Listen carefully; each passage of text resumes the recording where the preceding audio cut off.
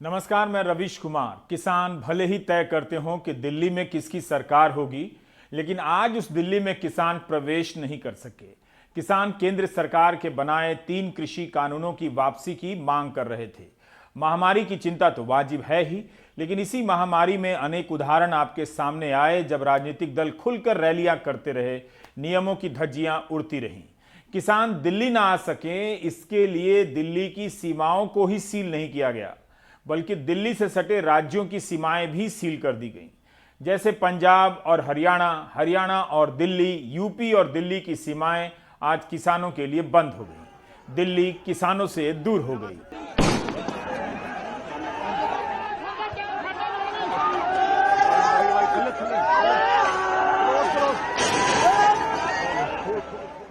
यह शंभू बॉर्डर है, एक तरफ पटियाला है, एक तरफ हरियाणा।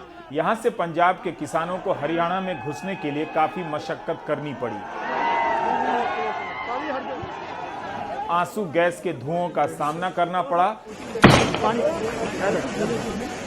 तो इस मौसम में पानी की बौछारों में भीगना पड़ा। किसान बैरिकेड फेंककर अपने गुस्से का इजहार करते रहे, लेकिन उनके लिए बैरिकेड पार करना आसान नहीं हुआ। पुलिस के भारी बंदोबस्त ने उनके हौसले का इम्तिहान लेना शुरू कर दिया। इन किसानों को सुबह ही दिल्ली पहुंच जाना था, मगर 2 दिन पहले निकलने के बाद भी ये किसान 26 नवंबर की दोपहर बल्कि शाम तक यहां दिल्ली पहुंचने के लिए संघर्ष करते रहे। कुछ किसान बेशक इस सीमा से पार हुए, लेकिन हरियाणा और दिल्ली की सीमा और अलग अलग जिलों की सीमाओं पर उनका नया संघर्ष शुरू होने वाला था, जहां फिर से पानी की बौछारें और आंसू गैस उनका इंतजार कर रहे थे। यहां से मोहम्मद गजाली सुबह से ही रिपोर्ट कर रहे थे। They have lifted all the barricades here. Protesters are joining in. They will drop it into the river, and and police is just a mute spectator. They don't want to. There it goes. There it goes. So almost 4-5 barricades have been dropped into the river. Heavy barricades being lifted by protesters, dropping it. Water cannon being used now. Water cannon being used now again on the protesters.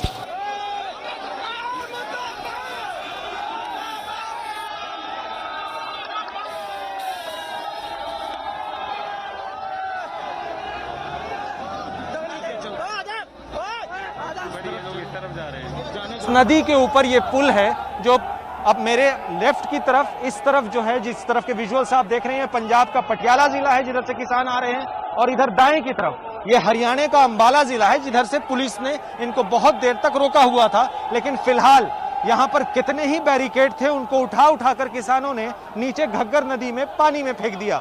वो सारे वहां पर नदी में फेंक दिया है और अपने अपने ट्रैक्टर लेकर किसान अब उस ब्रिज पर आ चुके हैं। एक लंबी कतार है किसानों की जो पटियाला के अलावा और भी इलाके से आ चुके हैं।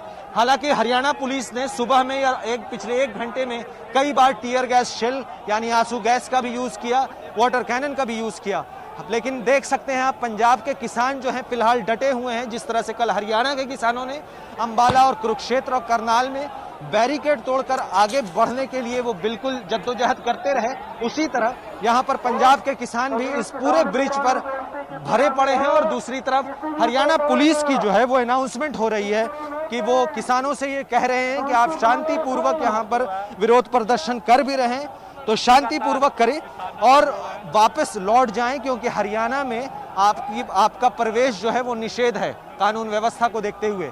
फिलहाल एक स्टेलमेट जैसी स्थिति बनी हुई है।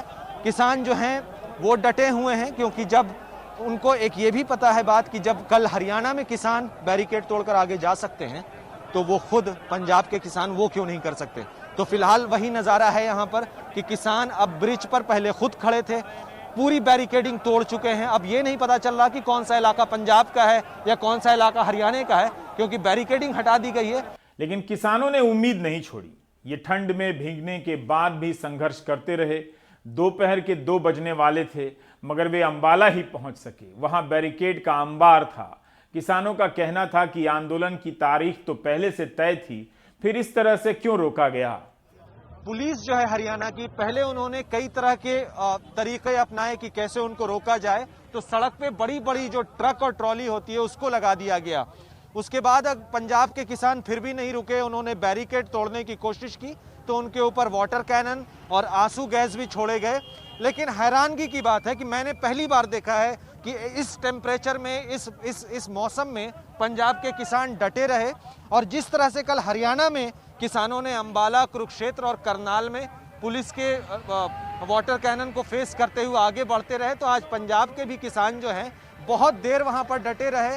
और हरियाणा सरकार की तरफ से जो कहा गया था कि बहुत सख्त निगरानी की गई है, बहुत सख्त चौकसी की गई है, तो उन सब के बावजूद जो है किसान धीरे धीरे जो हैं वो अंबाला की तरफ आ रहे हैं।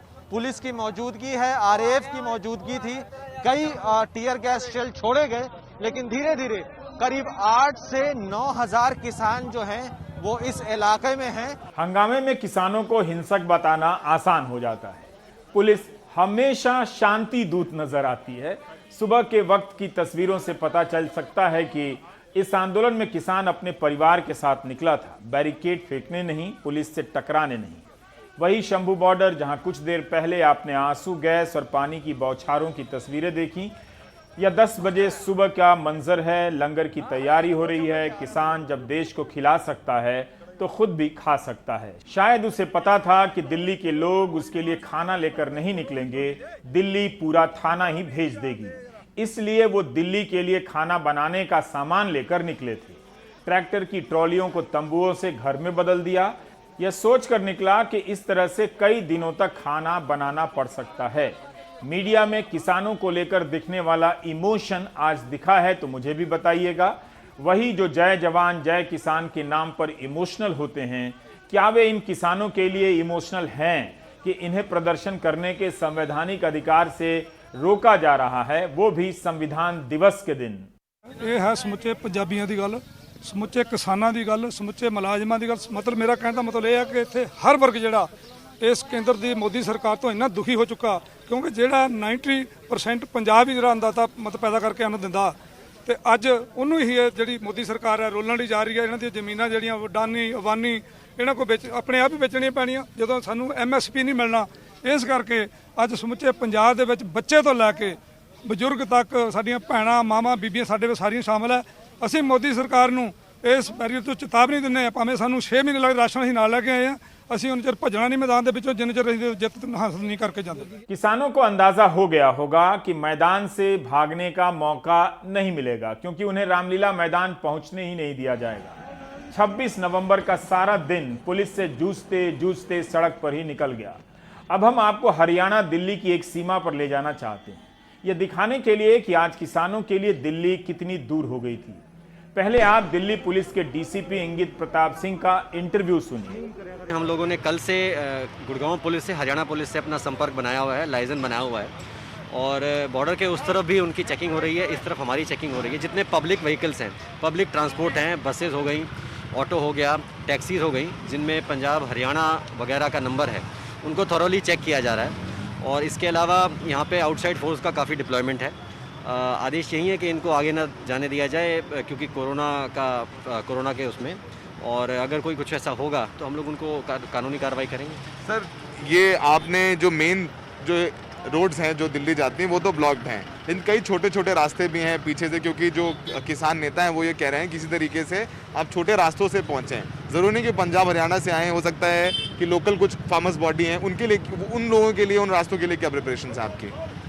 जिनकी बातें आप कर रहे हैं, जो छोटे रास्ते हैं, कच्चे रास्ते हैं, उनको ऑलरेडी हम लोगों ने 2 दिन पहले से मैन कर लिया है, और उन रास्तों पे ऑलरेडी हमारा स्टाफ मौजूद है। और जो लोकल नेता हैं किसानों के, उनसे बात कर ली गई है। जितने भी ऐसे जगह थी जहाँ पे ये लोग आके रह सकते थे, गुरुद्वारे हो गए वगैरह वगैरह, वहाँ पे बात कर ली गई है, और वहाँ पे ऐसा कोई गैदरिंग फिलहाल हमारे नोटिस में नहीं आया है। तो किसान दिल्ली ना पहुंचे, इसके लिए गुरुद्वारों से भी बात की गई कि वहां कोई गैदरिंग तो नहीं है। एक बात आपको जाननी चाहिए, दिल्ली में देश भर से कई तरह के संगठन प्रदर्शन करने आते हैं। उनके पास बहुत पैसे नहीं होते, तो उनके लिए खाने का इंतजाम रकाबगंज गुरुद्वारे से ही हो जाता है। जैसा कि डीसीपी साहब ने बताया कि गुरुद्वारों से बात कर ली गई है कि वहां गैदरिंग तो नहीं है, पुलिस को जैसा आदेश मिलेगा वैसा करेगी। लेकिन यह बात दुखद है कि गुरुद्वारों तक में भी जानकारी ली गई कि वहां किसान छिपे हैं या नहीं छिपे हैं।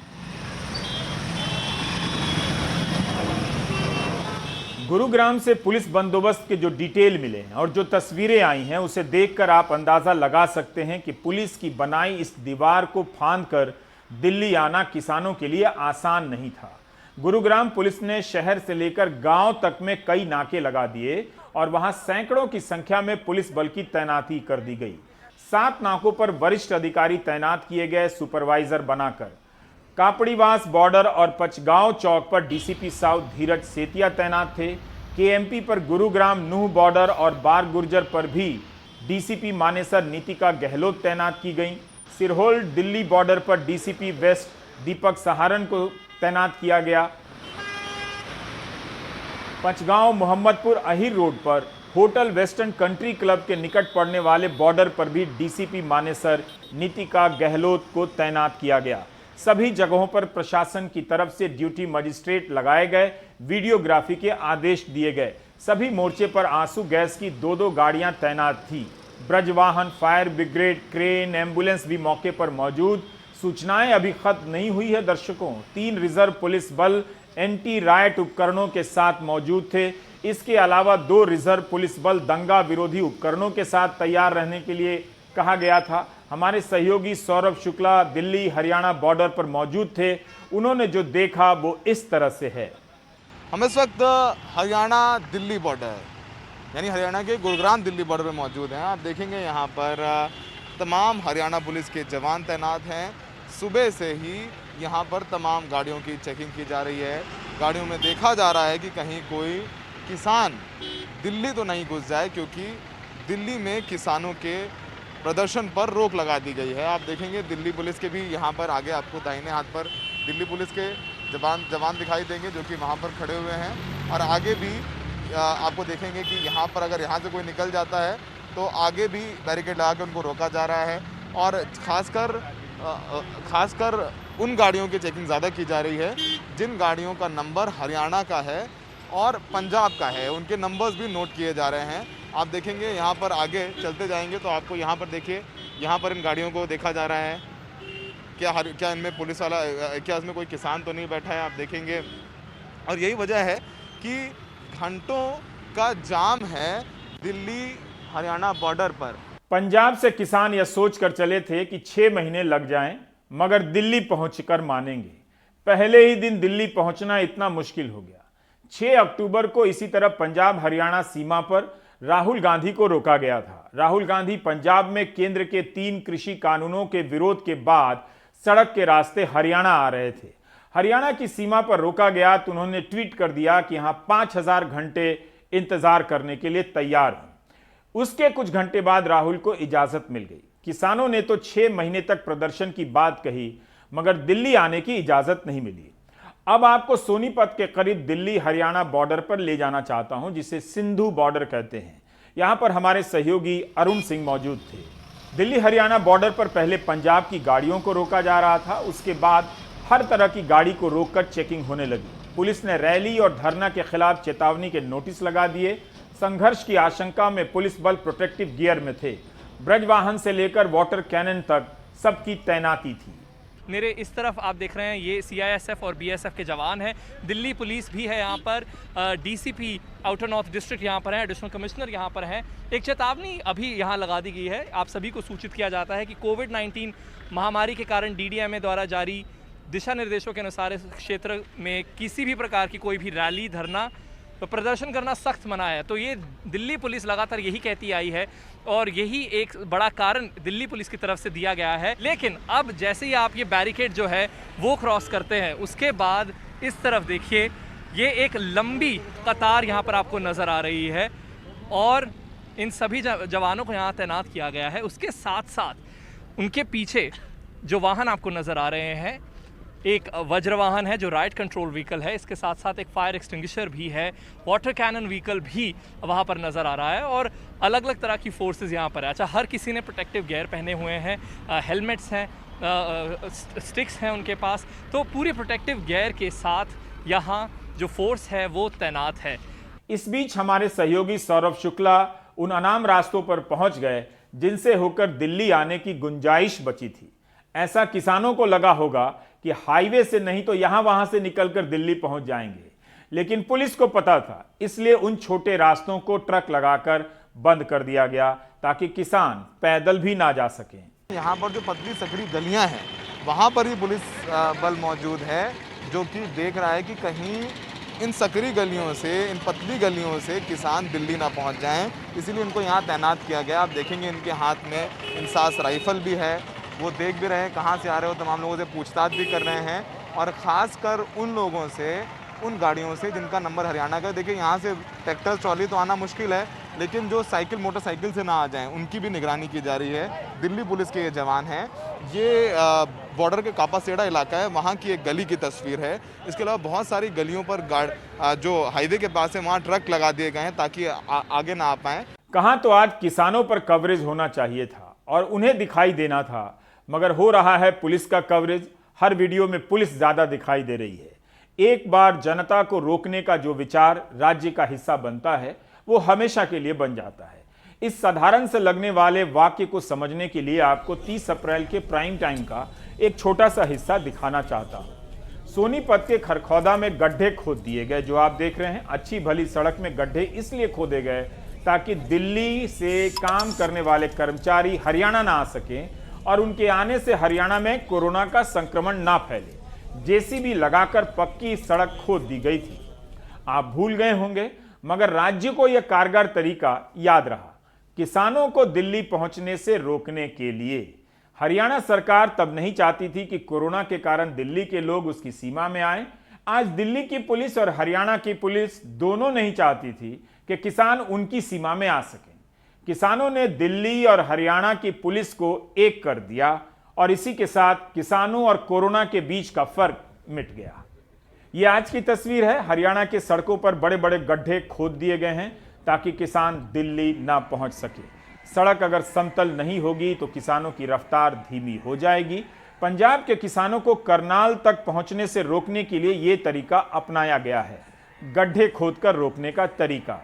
इस वक्त हम हरियाणा के हल्द्वानी बॉर्डर पर हैं। ये सोनीपत और पानीपत के बीच में है, लेकिन यहाँ पर हरियाणा पुलिस ने एक अनोखा तरीका निकाला है प्रोटेस्टर्स को, किसानों को रोकने का। जो सड़क का बीच का हिस्सा था उसकी मिट्टी निकालकर पूरी सड़क पर बिछा दी गई है ताकि कोई भी जो वाहन है वो ना आ पाए और कोई भी जो भी प्रोटेस्टर है वो भी ना आ पाए। लेकिन ये एक तरफ है। दूसरी तरफ अगर आप देखेंगे तो हरियाणा पुलिस के चेक पोस्ट वाले बैरिकेड हैं। अभी अभी एक क्रेन यहाँ पर है जिसने ये सारे जो बैरिकेड आपको नजर आ रहे हैं, पक्के बैरिकेड्स, ये यहाँ पर रखे हैं इस क्रेन की मदद से। तो ये पूरा हल्द्वानी बॉर्डर का इस वक्त का हालात है। मेरे अगर आप इस तरफ देखेंगे तो वज्र के दो वाहन हैं, एक नीले रंग का दूसरा सफेद। ये राइट कंट्रोल व्हीकल है और इसके ऊपर आप देखेंगे जो आंसू गैस छोड़ने वाला गोला होता है उसके लिए भी यहाँ पर प्रबंध है। तो एक राइट कंट्रोल व्हीकल यहाँ पर दो नजर आ रहे हैं। उसी के साथ साथ कुछ लोकल्स भी यहाँ पर हैं। ये जो मिट्टी है ये पहले से थी यहाँ पर, या आपने देखी है यहाँ पर खुद? ये दोपहर के बाद ये गड्ढे खोदे गए हैं ताकि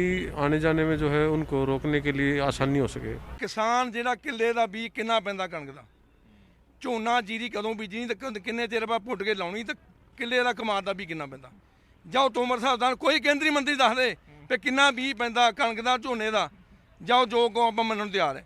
ਜਿਹੜੇ किसानी बिल कर रहे पास हो तो पता नहीं खेती बारे। तो साढ़े किसानों की किस्मत माड़ी है। इनका कहना है केंद्र में जो लोग बैठे हैं तो वो इन्हें बता दें वो गुण जो इनके पास हैं, जो किसानी के गुण हैं, और वो इनके हिसाब से केंद्र में कोई नहीं जानता, जिसकी बदौलत इन जो ऑर्डिनेंस है उन्हें पास किया गया। हमारे पास आज की सारी घटनाएं या सारी तस्वीरें नहीं हैं, मगर आप अंदाजा तो लगा ही सकते हैं कि आज क्या क्या हुआ होगा। किसानों को रोकने का इंतजाम ही इस तरह से था कि वो उसे तोड़कर आगे बढ़ने की कोशिश करेंगे तो हिंसा की तस्वीर बन जाएगी और बहस हिंसा को लेकर होने लगेगी। तभी खबर आई कि योगेंद्र यादव को गुरुग्राम पुलिस ने शांति भंग करने के आरोप में हिरासत में ले लिया है।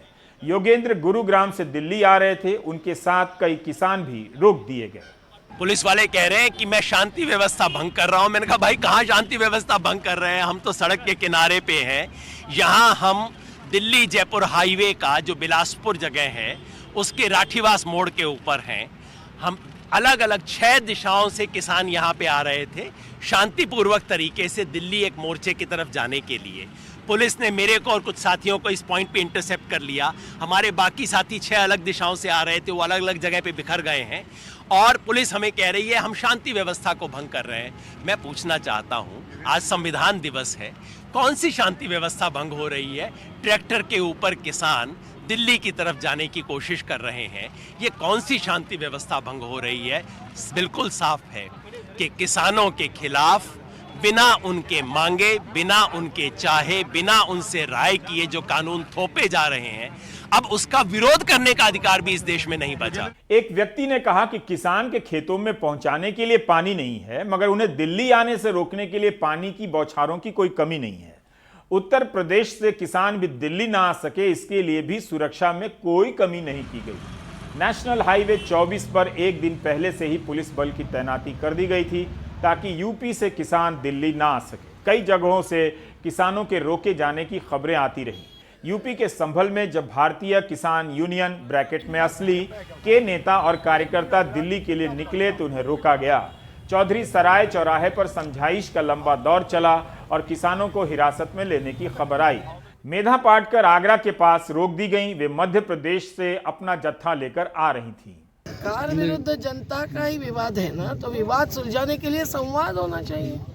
संवादहीन सरकार जहाँ भी होती है वहाँ आंदोलन के सिवाय रास्ता ही नहीं रहता। विधानसभा लोकसभा में सवाल छूटते तो हम लोगों को रास्ते पर आने की क्या जरूरत थी? हम रचनात्मक कार्य भी करते हैं। जिस तरीके से सड़क पर आना चाहिए विपक्ष को किसानों के साथ, उस तरीके से देश में कहीं भी नजर नहीं आ रहा।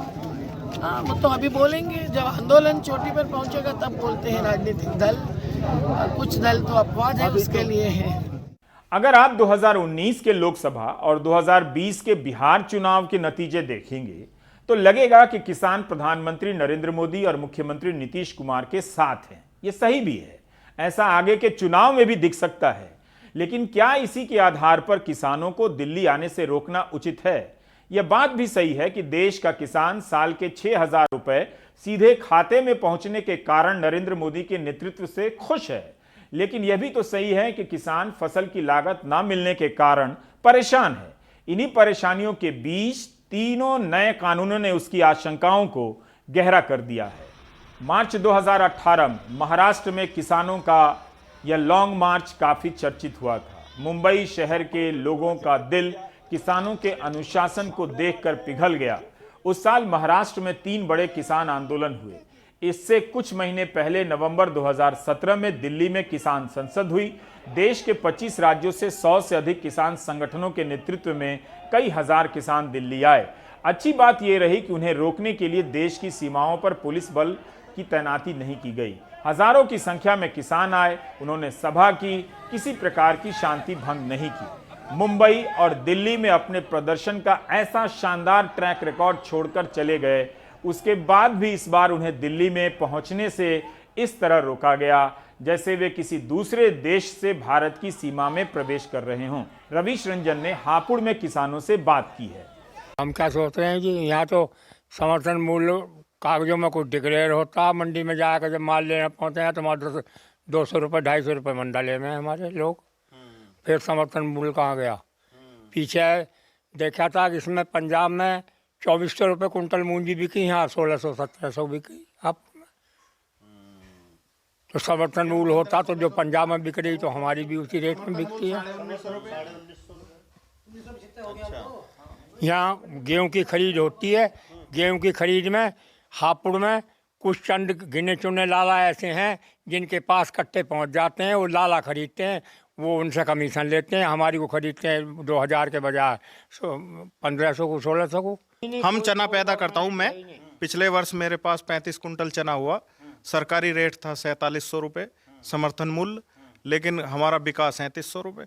कहीं हमने खूब पता किया, भाई मेरठ में हो, गाजियाबाद में हो, बुलंदशहर में हो, इधर कहीं हो आसपास तो चलो ट्रैक्टर से पहुंचा भी देंगे, लेकिन कहीं कोई तोल है ही नहीं। कागजों में है समर्थन मूल्य। समर्थन मूल्य तो जब है ना जब तोल हो, उसको खरीदना है। और जब कोई लेने वाला है ना समर्थन मूल्य आप 10,000 कर दो, उससे क्या होता? तो किसान दिल्ली नहीं आ सके। कई राज्यों की पुलिस को इस बात के लिए धन्यवाद देना चाहिए कि उन्होंने किसानों को रोकने के आदेश का सही से पालन किया। यह कहानी सिर्फ पुलिस के बंदोबस्त की नहीं है, यह कहानी है कि किस तरह से किसानों के संबंध राजनीतिक दलों और सरकारों से बदल चुके हैं। अब किसान जनता के उस हिस्से का नहीं रहा जिसके नाराज होने से राजनीति गर्म हो जाती थी। उसके वोट से भले कोई जीत जाता हो, लेकिन उसकी मांगों का राजनीति में स्थान कमजोर हो चुका है। आज किसानों को दिल्ली आने से ही नहीं रोका गया, बल्कि राज्य ने आज एक नई परिभाषा का ड्राफ्ट उनके पास भेज दिया है कि किसान अब जनता नहीं है। वरना जिस दिल्ली में किसान यूं ही आ जाया करते थे, उस दिल्ली में उनका आना असंभव नहीं होता। इस तरह कवर करते करते शाम हो गई। हमारे सहयोगी किसान आंदोलन कवर करने निकले थे, पुलिस बंदोबस्त ही रिपोर्ट करते रह गए। आपने देखी हमारी ट्रॉली तैयार हुई है, इसमें सारी फैसिलिटी है। नहाने इसमें एक फैसिलिटी नहीं है, सॉरी मैं कहूँगा, इसमें सीट बेल्ट नहीं है अभी तक। देखो जी, सीट बेल्ट देखो, अगली बार जो आएंगे तो किसान इतने अमीर होके आएंगे जैसे गुजरात पूरा अमीर कर दिया ना मोदी ने।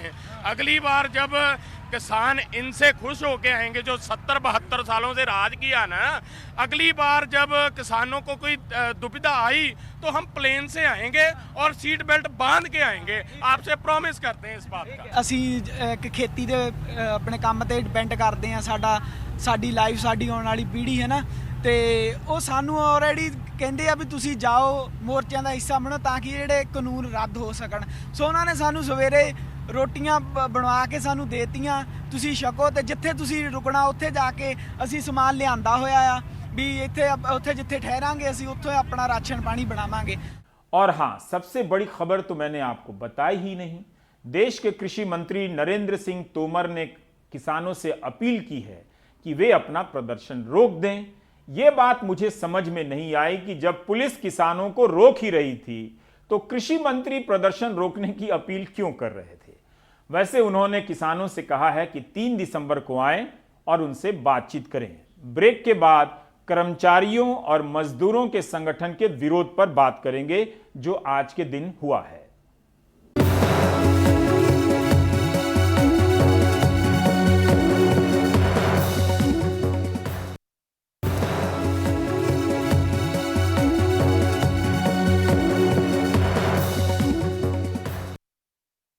भारत बंद के दौरान देश के दूसरे राज्यों में भी प्रदर्शन हुए। इस प्रदर्शन में मजदूर, सार्वजनिक क्षेत्र की कंपनियों और बैंकों के कर्मचारी शामिल थे। कृषि संशोधन कानून वापस लो, वापस लो। केरल, बंगाल, ओडिशा, बिहार, महाराष्ट्र, पंजाब सहित कई राज्यों के कई शहरों में नए श्रम और कृषि कानूनों को लेकर प्रदर्शन हुए।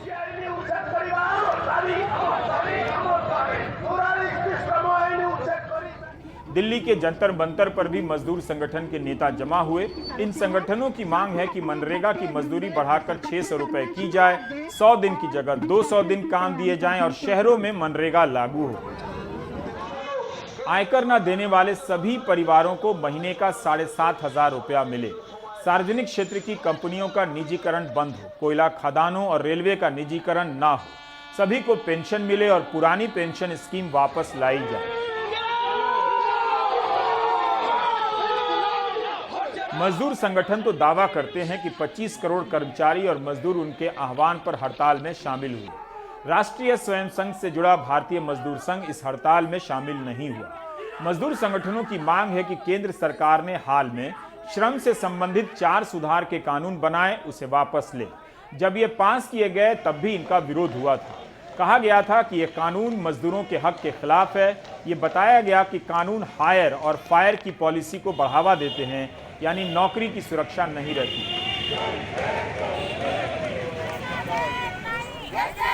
कॉन्ट्रैक्ट मजदूरों के वेतन की गारंटी नहीं रहती और यूनियन और हड़ताल करने के हक को कमजोर करता है। बैंकों के निजीकरण के प्रस्तावों का भी विरोध हो रहा है। बंद करो, बंद करो, प्रवासियों को धोखा देना बंद करो, बंद करो, बंद करो। मोदी सरकार मोदी सरकार का खिलाफ में ये आवाज़ है, क्योंकि जो लेबर कोड आइन था, जो लेबर कानून था, उसको ये इकट्ठा करके 4 कोड बनाया है। जो कोड मजदूर का खिलाफ जा रहा है और मालिक का समर्थन कर रहा है, मालिक को एम्पावर किया जाता है।